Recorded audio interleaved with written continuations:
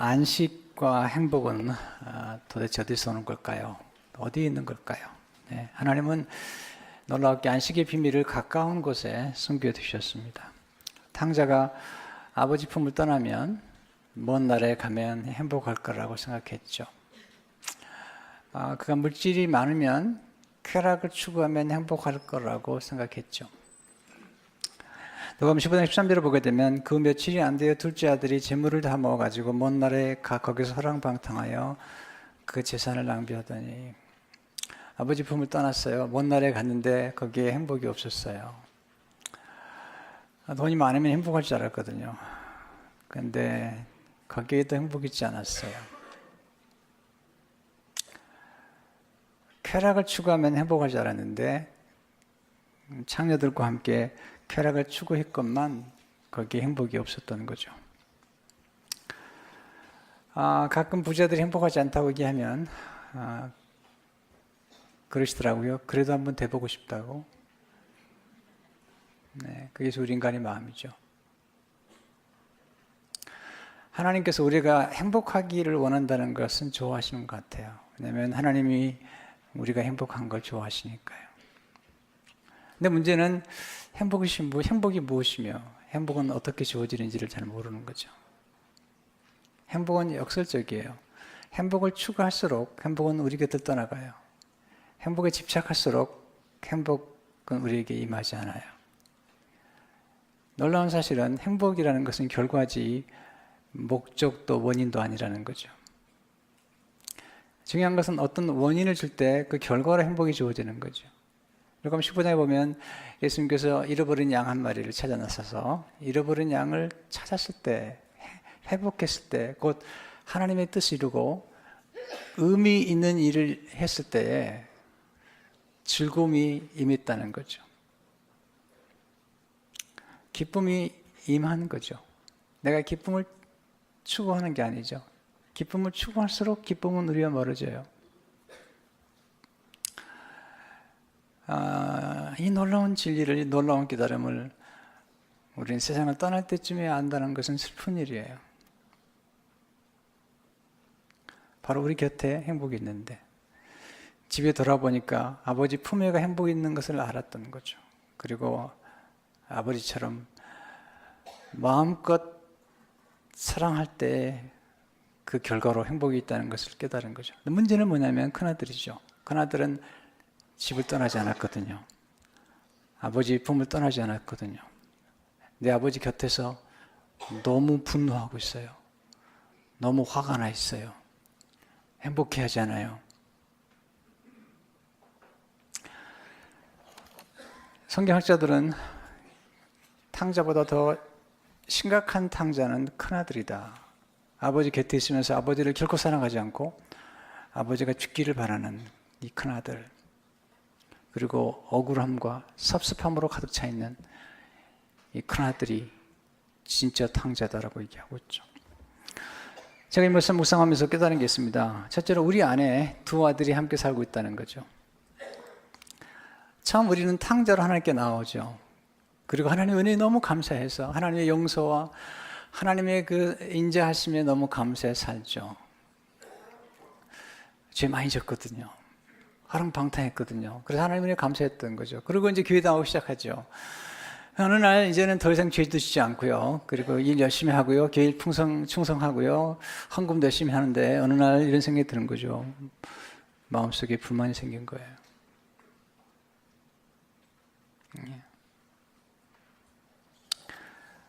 우리가 이 본문에서 우리 자신을 돌아봐야 되고요. 정직하게. 그리고 우리는 하나님이 누구신가를 알아야 돼요. 하나님의 사랑과 예수 그리스도의 사랑이 얼마나 풍성한가를 알아야 돼요. 제가 처음 예수 믿고 교회 나왔을 때 너무 감격해서 많이 울었어요. 그리고 기도할 때마다 감격스러웠고 성령 체험하고 밤을 새워 기도하고 그랬어요. 전도 열심히 했어요. 그랬더니 어떤 권사님이 소리를 지르더라고요. 학생들에게. 네. 이 꽃믿음 너희들. 그러면서 야단을 치시더라고요. 저분이 왜 화가 났지 저렇게? 근데 교회에서 대피 기도를 하면 청산유수예요. 근데 뿔이 나 있는 거예요. 지금 맏아들이 그렇죠. 지금 창자가 돌아왔다고 아버지가 지금 뭐 잔치를 베풀었잖아요. 살찐송아지 잡고 잔치를 베풀었어요. 근데 큰아들이 돌아온 거죠. 25절을 보면 맏아들이는 밭에 있다가 돌아와 집에 가까이 왔을 때 풍악과 춤추는 소리를 듣고 오오. 본인은 지금 뼈 빠지게 밭에서 일하고 있는데 집에 들어보니까 풍악, 뮤직 앤 댄싱.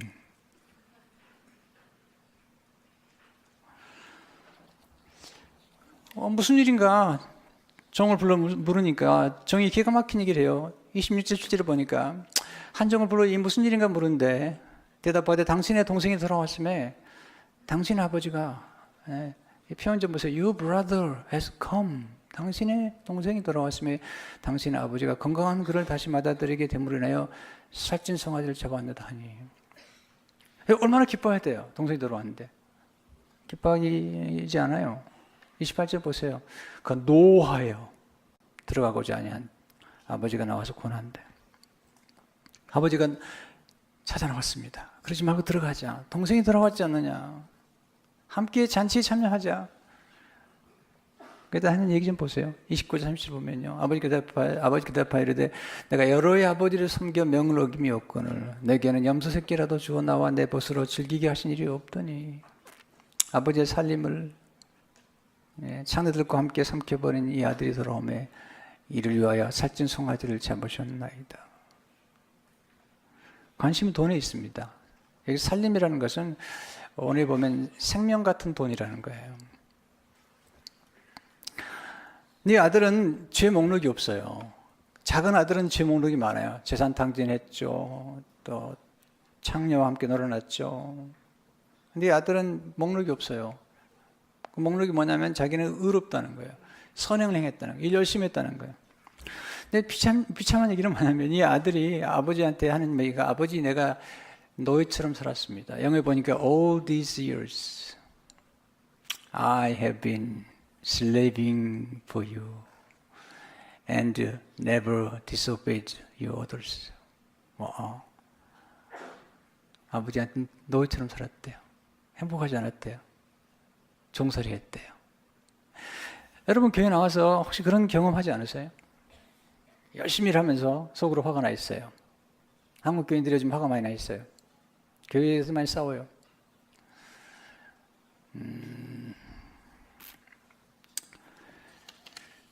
동생인데 동생이라 부르지도 않아요. 아버지 아들이에요. This son of yours. 이 큰아들은 동생을 부끄러워해요.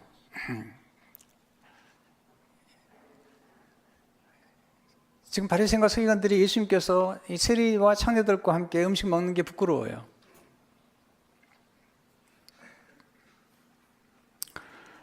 여러분 교회 안에서도 이 분노로 가득 찬 사람들이 많아요. 처음에는 너무 감격스러워서 눈물을 흘렸는데 어느 날 그런 마음은 다 사라진 거죠. 그리고 헌금이 아깝고 헌금 내달라고 그러고 분노에 차 있는 거죠. 일은 열심히 하는데 하나님과의 관계가 좋지 않아요. 가족과의 관계도 좋지 않아요.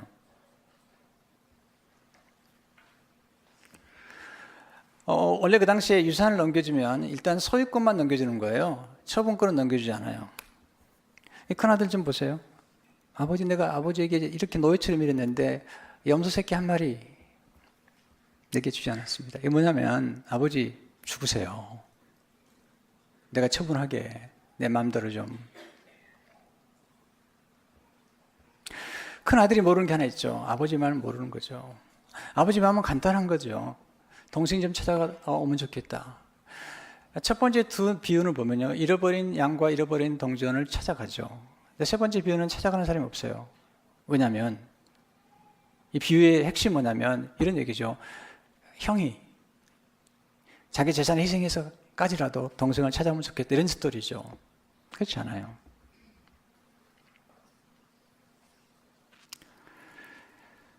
정상적인 아들이라면 아버지 마음을 알아야죠. 아버지 마음은 간단한 거거든요. 형제간에 우애하는 거잖아요. 그리고 형이 잃어버린 동생을 찾아오는 거잖아요.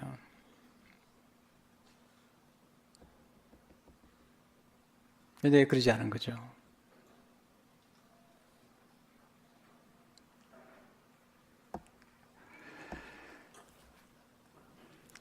이 큰아들이 아버지가 어느 날 동생이 나간 뒤로 멍하니 앉아있는 걸 본 거죠.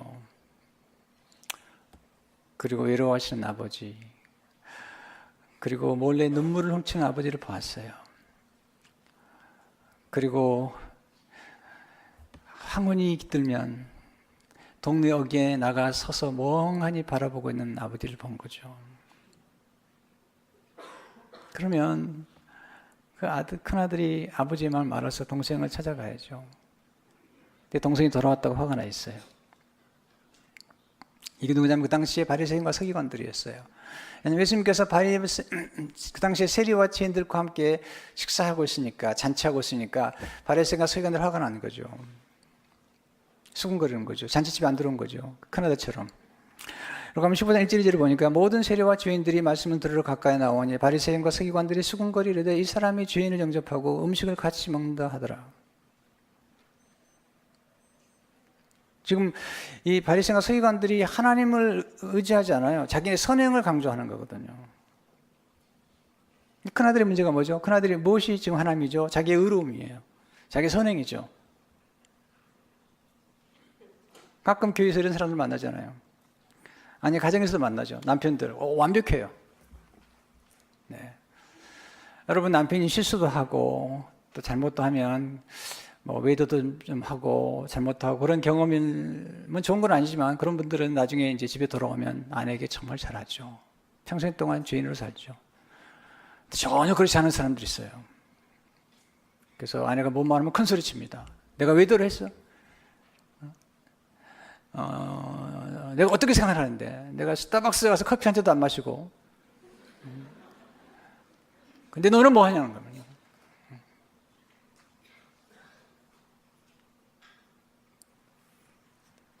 관계보다 돈이 더 중요하고 관계보다 일이 더 중요한 사람들이 많잖아요. 그리고 자기의 선행의 목록을 쫙 나열하죠. 그리고 부인을 숨막히게 만들고 자녀들을 숨막히게 만들죠. 그래도 그런 분들 계세요. 교회에서 좀 음식 좀 나누고 잔치하면 기분 나빠하고, 또 새로운 교인들이 들어오면 너무 기분 나빠해요. 교회 문제가 뭐죠? 오래된 신자들이에요. 네? 장례 멤버들. 어떻게 교회를 세웠는데? 네? 이제 건축 끝나고 나면 그럴 거예요. 나중에 들어와서 그 누리는 꼴은 못 보는 거예요. 어떻게 헌금했는데 너희가. 네.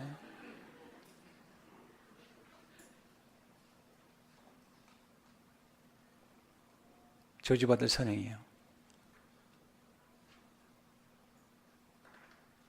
그래서 우리가 중요하게 생각할 게 하나 있죠. 두 번째로, 하나님과 우리 사이를 막는 우상을 경계해야 돼요.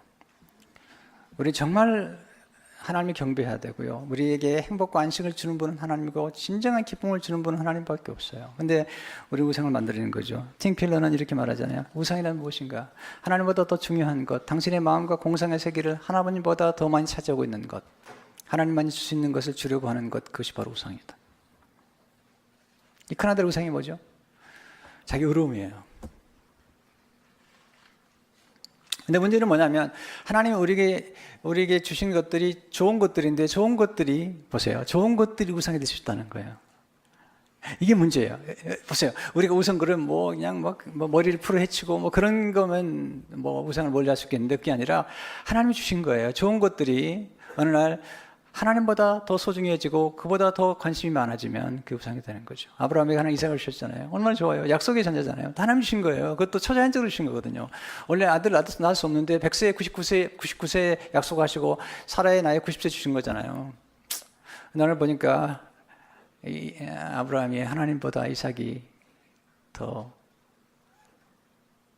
관심이 많은 거죠. 큰일 났어요.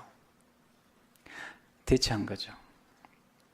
하나님께서 바치라는 거죠. 이런 질문이에요. 이게 중요한 거예요. 선물이냐 선물을 주신 분이냐 선택하라는 거예요. 자, 여러분 선물이 중요해요? 선물을 주신 분이 중요해요? 네, 대답 안 할 거죠? 여기서 우리가 정말 분별해야 되는 것은 뭐냐면 우리가 우상으로 삼은 것들이 절대 나쁜 게 아니라는 거예요. 좋은 거라는 거죠.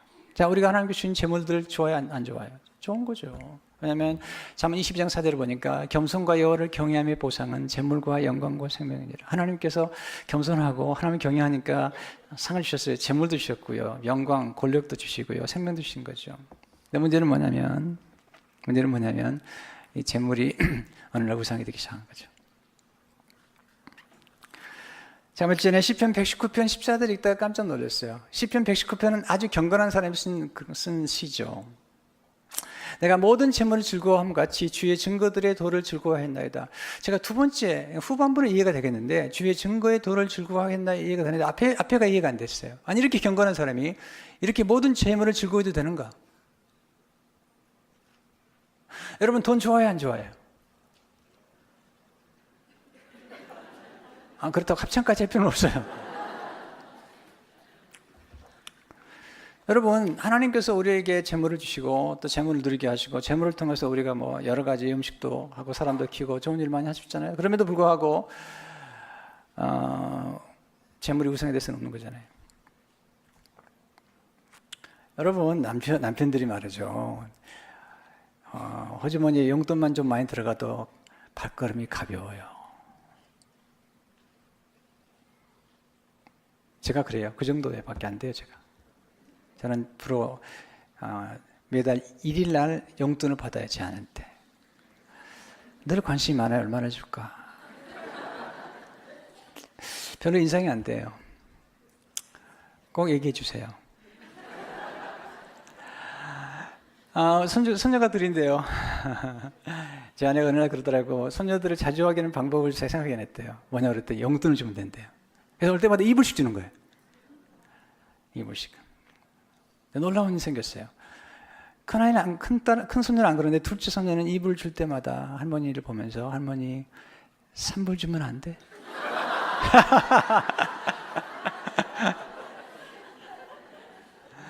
네, 3불 달래요. 얼마 전에 제 큰아이가 이제 중고차를 하나 사게 됐어요. 차가 오래돼가 중고차를 하나 바꿨는데 둘째 아이가 돈을 먼 걸 주더래요. 말을 15불을 주면서 이거 보태서 사라고.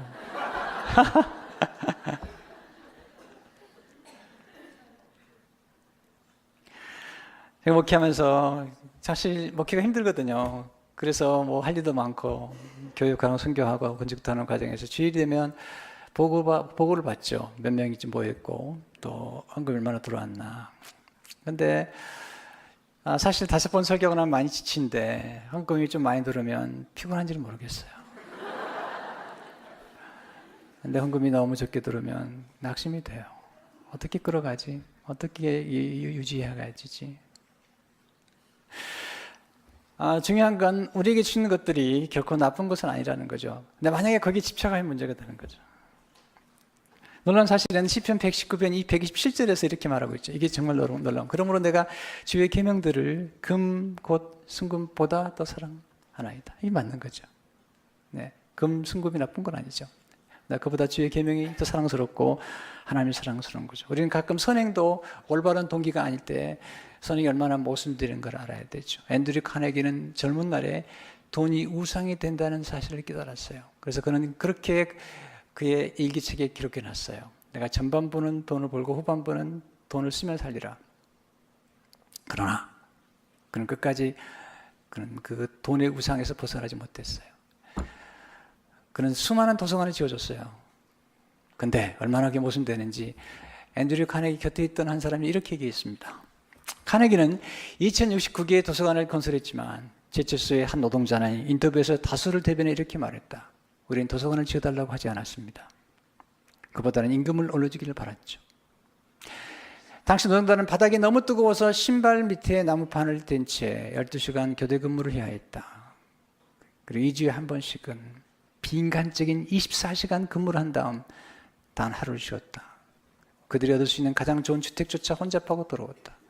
대부분의 노동자들은 나이 40년이나 그보다 일찍 죽었는데 그 원인은 사고나 질병이었다. 이렇게 착취한 돈을 가지고 도서관을 지어줬어요.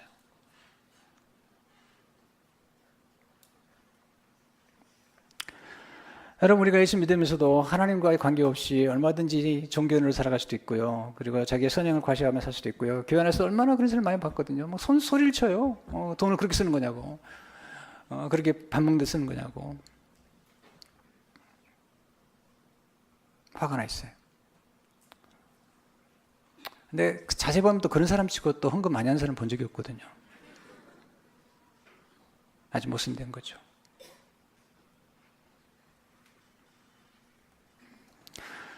여러분, 우리가 선교 열심히 한다 하더라도 선교 때문에 화가 나 있으면요, 선교하고 선교 안 간 사람들 화가 나 있다면 그 문제가 있는 거예요. 금식하는 분들이 금식 안 한 분들 화가 나 있다면 문제가 있는 거죠. 저도 한때 그렇게 살았어요. 새벽기도 안 나오는 목사, 새벽기도 안 하는 목사를 사람 치고 안 했거든요. 제가 좀 새벽기도를 안 하니까 너무너무 편하게 생각하는 것 같아요, 사람들이. 물론 이제 새벽기도를 하죠. 요즘 새벽기도를 우리 부목사님들에게 토요일 빼놓고 다 맡겼는데요. 우리가 종교인으로 살아가면서 가끔 화가 나는 사람은 많잖아요. 너무 도덕적이에요. 너무 도덕적이에요. 요나가 하나님 부르셨잖아요. 요나야, 니느웨 성에 가서 회개를 외쳐라. 요나가 너무 싫어했어요. 왜냐하면 요나는 민족주의자예요. 근데 니느웨는 그 당시에 아시리아로 굉장히 강성한 나라였고, 그리고 이스라엘 백성을 괴롭혔어요. 그리고 죄를 많이 졌던 민족이죠. 싫었어요. 다시로 도망가서 다시로. 하나님께서 큰 풍랑을 보냈어요. 그래가지고 바다에 던져졌는데 큰 물고기를 삼켰어요. 물고기 뱃속에서 회개했어요. 요나가. 하나님께서 그 회개를 들으시고 용서했어요. 그리고 또 한 번 기회를 줬어요. Second chance. 너무 감사했어요. 살려주신 것에 대해서. 근데 니느웨에 갔는데 니느웨를 전체를 한번 움직이려면 3일, 사흘길, 곧 3일을 걸려야 돼요. 근데 화가 났어요. 또. 왜냐면 이거 회개하면 안 되는데 회개할까 봐 화가 나가지고요. 그냥 하루 동안에 건성으로 돌아다닌 거예요. 근데 진짜 회개해버린 거예요. 그때 연하가 어떻게 보는 보이죠? 큰아들과 똑같아요. 우리가 똑같아요. 연하 사장 1절을 보니까 연하가 매우 싫어하고 성내며 여호와께 기도하여 이르되 여호와여 내가 고국에 있을 때 일어나겠다고 말씀하지 아니했나이까. 그러므로 내가 빨리 다시스로 도망하였사오니 주께서는 은혜로우시며 자비로우시며 노하기를 더디하시며 이내가 그 시사 뜻을 돌이켜 재앙을 내리지 아니하시는 하나님이신 줄을 내가 알았음이니이다.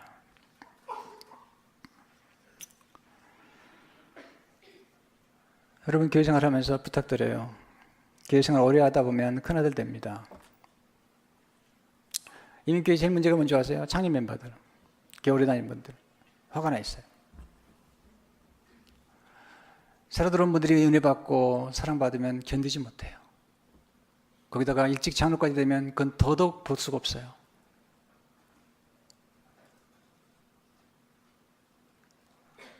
그게 중요한 게 아닌데. 하나님과의 관계가 중요한 건데.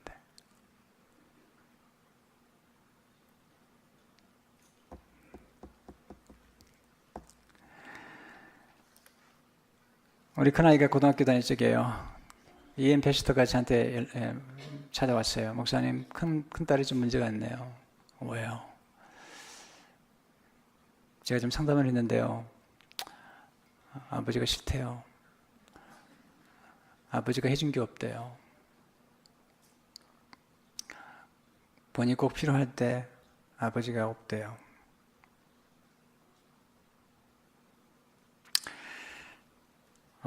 너무 미안했어요. 딸을 만나서요, 얘기를 하고요. 그리고 용서를 빌었어요.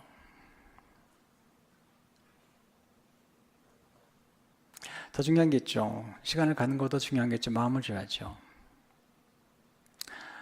몇 년 지난 다음에 딸이 저를 이해하기 시작했어요. 그리고 같이 엉엉 울었던 기억이 있어요.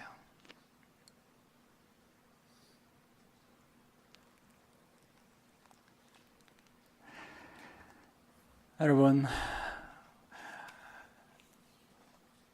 우리가 살아가면서 우리 스스로를 좀 돌아볼 필요가 있어요. 저는 우리 교회가 참 건강한 교회로 성장하고 있다고 생각해요. 근데 많은 경우에 새로 온 성도들이 와서 자리를 잡지 못하게 만드는 사람들 있잖아요. 누구죠? 큰아들이죠.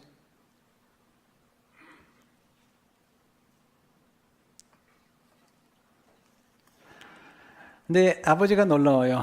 이 아버지는 둘 다 사랑해요. 큰아들도 사랑하겠다는 거예요. 28절에 보니까 그가 노하여 들어가고자 아니하거늘 아버지가 나와서 권하는데 놀라운 표현이죠. So his father went out and pleaded with him. 이건 굉장히 중요한 표현이에요. 이 아버지가 강권하고 있는 거예요. pleaded with him. 이것은요 그냥부터 하는 게 아니죠. 들어와라. 30절 하니까 아버지가 이르되 너는 항상 나와 함께 있으니 내 것이 다 내 것이로되 이 내 동생은 죽었다고 살아났으면 내가 이랬다가 듣기로 우리가 즐거워하고 기뻐하는 것이 마땅하니라 하더라. 이 큰아들은 이 동생이 죽었으면 좋겠는 거예요. 아버지한테 삿대질하는 거예요. 아버지 이게 뭡니까? 죽이려면 이 아들을 죽여야지 왜 죄 없는 송아지 죽입니까?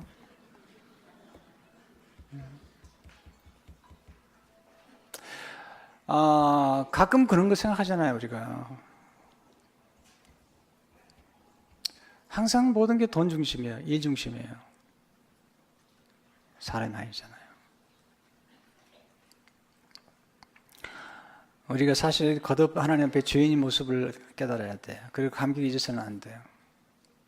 이번에도 좀 건축관계로 헌금하시는 분이 저한테 그러시더라고요. 목사님 저 탕자예요.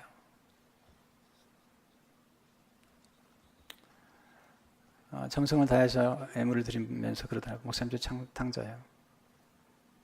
제 얘기하지 마세요.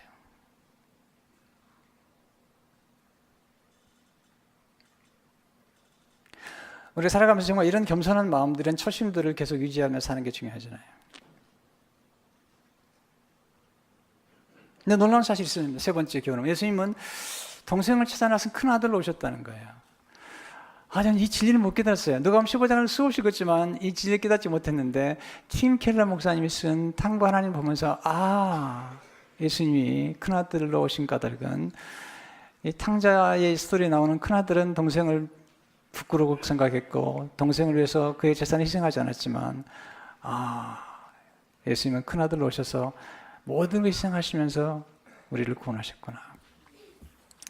팀 켈러는 이렇게 말합니다. 결격된 형을 상상하고 동경하도록 우리를 인도하신다. 우리에게는 그런 형이 계시다. 그분은 우리를 찾으러 옆나라로 가는 정도가 아니라 저 높은 하늘에서 이 낮은 땅까지 오셔야 한다. 한정된 금액 정도가 아니라 자신의 목숨이라는 무한한 대가를 기꺼이 치러 우리를 하나님의 집안에 들이셔야 한다. 우리의 빚이 그만큼 막대하기 때문이다. 십자가에서 예수님께서 버리심 받으면서 예수님 모든 걸 희생하셨잖아요. 우리를 위해서, 동생을 위해서. 그리고 심지어는 큰아들까지 위해서 희생하신 거죠. 비유에 나오는 큰아들은 동생을 부끄러워하잖아요. 예수님 우리를 부끄러워하지 않는 거죠. 제가 히브리서 2장 11절을 읽을 때마다 너무 감격스러워요. 거룩하게 하신 이와 거룩하게 힘을 받은 분자들이 다 한 그늘에서 난지라. 그러므로 형제라 부르시기를 부끄러워하지 아니하시고 우리를 형제라고 부르시면 부끄러워하지 아니하세요. 십자가를 지실 때 제자들이 예수님 팔았죠. 그리고 배반했죠. 다 도망갔죠. 그런데 예수님 부활하신 다음에 막달라 마리아에게 제자들에게 가서 뭐라고 얘기하라고 말씀하신 줄 아세요? 내 형제들에게 라고 표현해요. 전 너무 감격스러웠어요. 양문 20장 17절에 보면 너는 내 형제들에게 가서 Go to my brothers 이르되 내 아버지 곧 너의 아버지 내 하나님 곧 너의 하나님께로 올라간다 하라. 예수님 오셔가 사신이 뭐냐면 예수님 십자가 돌아가시면서 우리를 하나 되게 하셨어요. 화목하게 하셨어요. 큰아들과 작은아들을 유대인과 이방인을 화평케 하셨어요. 이게 하나님의 마음이에요. 예수님이 십자가에 돌아가신 자. 이것이 고난주간에 우리가 묵상해야 될 진리예요. 에베소 2장 13절 15절을 보게 되면 이제는 전에 멀리 있던 너희가 전에 멀리 있던 큰아들과 작은아들이 그리스도 예수 안에서 그리스도의 피로 가까워졌느니라. 그는 우리의 화평이신지라. 둘로 하나를 만드사 원수된 것 곧 중간에 막힌 담을 자기 육체로 하시고 법조문으로 된 계명일법을 폐하셨으니 이는 이 둘로 자기 안에서 한 세 사람을 지어 화평하게 하시고 그리고 이 둘이 큰아들과 작은아들이 한 아버지께 나가도록 요시장 18절을 보니까 이는 그로 말미암아 우리 둘이 한 성령 안에서 아버지께 나아감을 얻게 하려 하십니다. 곧 예수님 안에서 모두가 하나가 되는 거죠. 갈라디아서 3장 28절 보니까 너는 유대인이나 헬라인이나 종이나 자유자나 남자나 여자나 다 그리스도 예수 안에서 하나이니라. 근데 거기서 끝나지 않아요. 예수님께서 우리를 상속자로 삼으셨어요. 마치 아버지가 탕자가 돌아왔을 때 그를 여전히 아들로 회복시킨 것처럼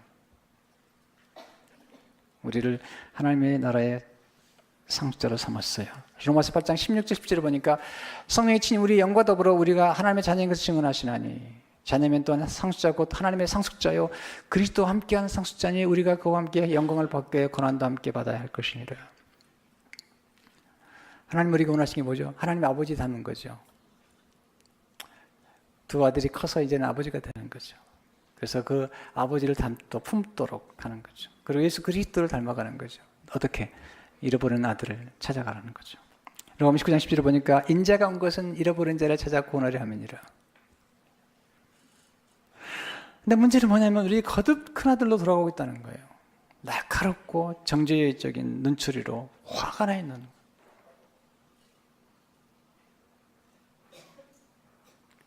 가끔 교회에서 그런 분 많이 보잖아요. 저분은 왜 화가 나냐고.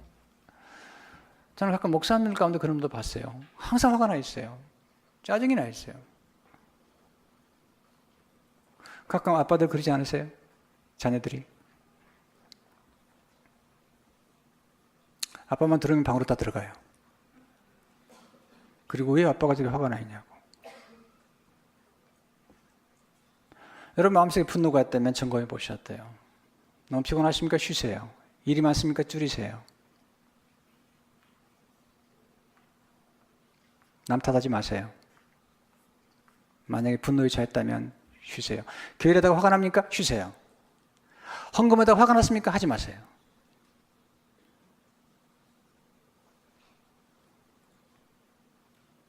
또 진짜로 안 하면 안 되는데 큰일 났네 이거. 좀 조심해서 얘기해야 되는데 약간 제가 좀 표현을 좀 극단적으로 했습니다. 네.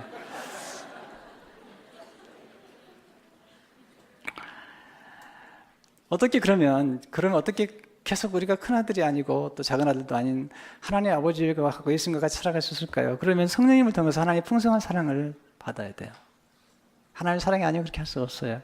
로마서 5장을 보니까 소망이 우리를 부끄럽게 하지 않냐면 우리에게 준 성령으로 말미암아 하나님의 사랑이 우리 마음에 부음받으면 하나님의 사랑이 우리 안에 들어와야 돼요. 예수 그리스도의 풍성한 사랑이 우리 안에 들어와야 돼요. 그래서 이렇게 말씀하죠. 에베소 3장 17절 19절 보면 믿음으로 말미암아 그리스도께서 너희 마음에 계시게 하시었고 너희가 사랑 가운데서 뿌리가 박히고 터가 굳어져서 너희 모든 성도 함께 지식에 넘치는 그리스도의 사랑을 알고 그 너비와 길이와 높이와 깊이가 어떠함을 깨달아 하나님 모든 충만하신 것으로 너에게 충만하게 하시기를 구하노라. 우리 진정한 안식일 주는 게 뭘까요? 사랑이죠. 네, 그런데 하나님의 사랑만이 그렇게 가능해요. 너무 긴장하지 마세요. 네, 하나님은 우리를 너무 사랑하세요. 그 사랑 안에서만이 안식할 수 있어요. 기도하겠습니다. 하나님 아버지, 우리는 화가 나 있는 큰아들이 아닌지요. 죄 목록을 이제는 잊어버릴 만큼 종교 생활을 잘하고 있지는 않은지요. 그런데 마음은 행복하지 않고 화가 잔뜩 나 있습니다. 불만으로 가득 차 있습니다. 하나님 우리를 용서해 주십시오. 우리는 작은 아들에서 큰 아들로 더 나쁜 탕자가 되고 말았습니다. 우리가 부족하지만 하나님 의지하고 하나님 사랑하게 하시고 그 하나님의 사랑 안에서 안식하도록 도와주옵소서. 예수 이름으로 기도합니다.